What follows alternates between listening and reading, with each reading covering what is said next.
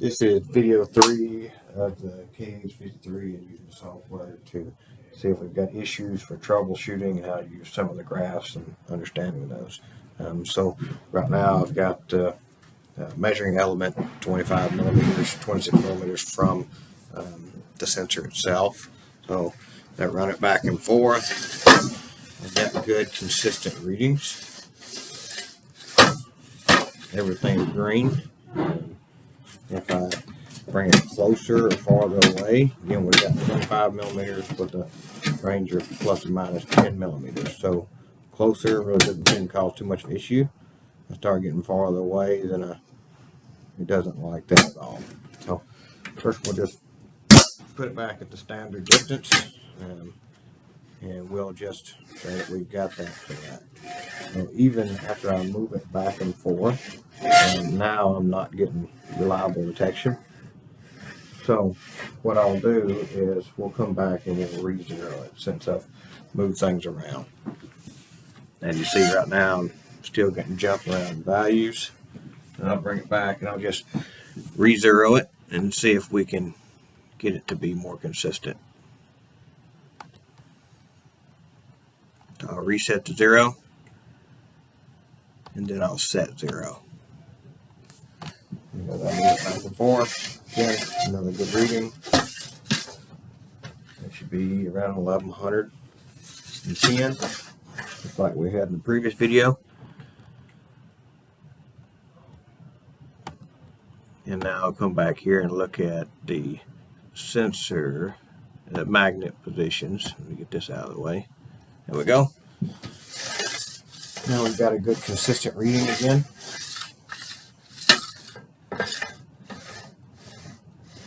So right there should be around 0.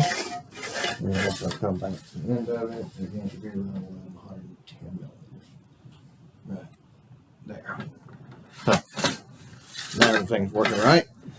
Now if I start introducing different materials, so I've got a wrench, got a box full of drill bits or taps, smaller magnet, and aluminum bracket that is made for the measuring elements. You see if I run across it, there's very little difference. Box of taps, it does not like those at all. And the wrench itself. So depending on how big it is and how close, definitely change. Now the magnet, I can start to see there are errors, something within that measuring field. Like I said, the standard version is 80 millimeters around it that we have to have clearance of. No ferocious or magnetic materials around it. Another way that we can look at that is we can come here to graphics, and now what we can do is we can see the different magnets, how many magnets are within the read range. There should always be 3 to 4 magnets that we see. So any less or any more than that will cause errors. So another way we can look at this well is determine how well the read is. So if we get farther away, you see they get smaller, then that's when we start to see errors. And same thing, if we get closer, then we'll start to see errors out of that as well. So that's one we need to be.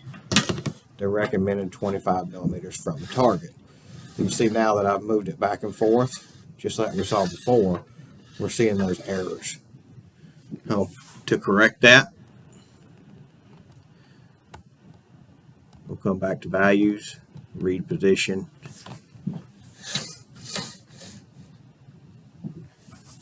and I'll re-zero it.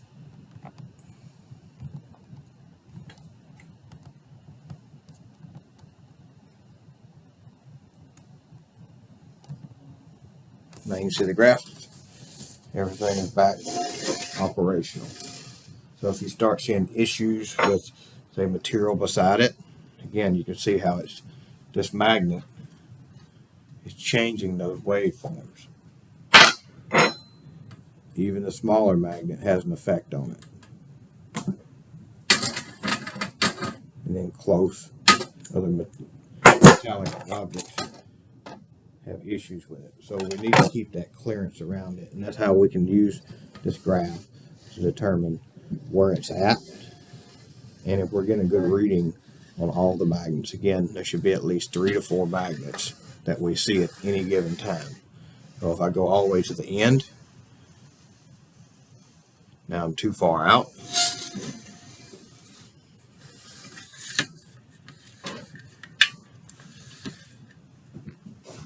So that's how you can use the software to understand if you're having any issues and where the issue may lie.